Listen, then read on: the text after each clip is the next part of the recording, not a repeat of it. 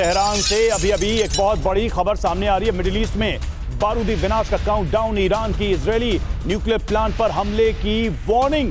1000 hypersonic missile से जवाब देगा ईरान। इजराइल पर हमले के लिए 1000 मिसाइल तैयार हैं, ये ईरान ने कहा है। ईरानी जनरल स्टाफ के हवाले से मिडिल ईस्ट मॉनिटर की ये रिपोर्ट।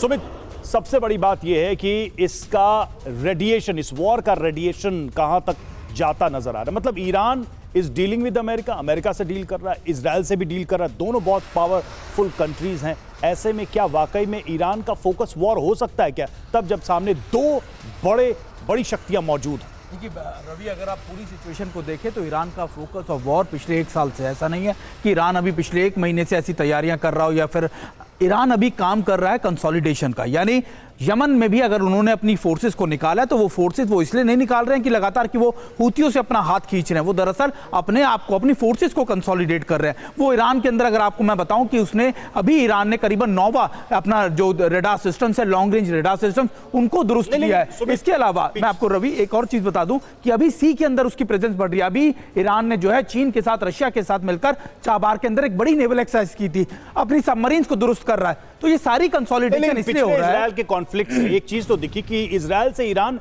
युद्ध नहीं लड़ना चाह रहा, भले ही वो मिडिल ईस्ट में देशों को, मुस्लिम कंट्रीज को मैसेज देने की कोशिश कर रहा था। तो ये जो तैनाती की बात की जा रही है, सिर्फ प्रोवोकेशन है, जेस्चर है, या रियल प्रिपरेशन? रवि, अभी तक ये तैनाती सिर्फ और सिर्फ इजराइल के खिलाफ थी, लेकिन अब ये ईरान समझ चुका है कि जंग होगी तो दोनों से होगी, यानी ईरान से भी, इजराइल से भी और अमेरिका से भी। इसीलिए वो अब अपनी कंसोलिडेशन जमीन से ज्यादा समंदर में कर रहा है। नेवल एक्सरसाइज करने के पीछे का मकसद, सबमरीन्स को दुरुस्त करने के पीछे का मकसद, अंडर वाटर आप कह सकते हैं कि वॉरफेयर, यानी जमीन के अंदर कैसे जंग लड़ी जाए, समंदर के नीचे अंदर कैसे जंग लड़ी जाए, इसको लेकर तैयारियां कर रहा है। और ईरान ये मान चुका है कि अब ये जंग होगी। मनीष ने बिल्कुल ठीक बात कही कि घुटने टेकने से पहले ये तय करना है कि घुटने सीधे तौर पर अभी टेक देना है या फिर लड़कर टेकना है। ईरान अब इस समय लड़कर घुटने टेकना चाहता है, और यह बात तय है कि ईरान ऐसा नहीं है कि कमजोर है, ईरान भी काफी मजबूत है। ईरान प्रॉक्सी नहीं है, ईरान सीधे तौर पर एक देश है जो इतने सारे प्रॉक्सीज को चला रहा था, तो निश्चित तौर पर वो अपनी ताकत को अब इस समय कंसोलिडेट कर रहा है। ठीक है, ये बड़ी बात है सुमित जो आपने बताया। एक बड़ा फर्क है हमास या फिर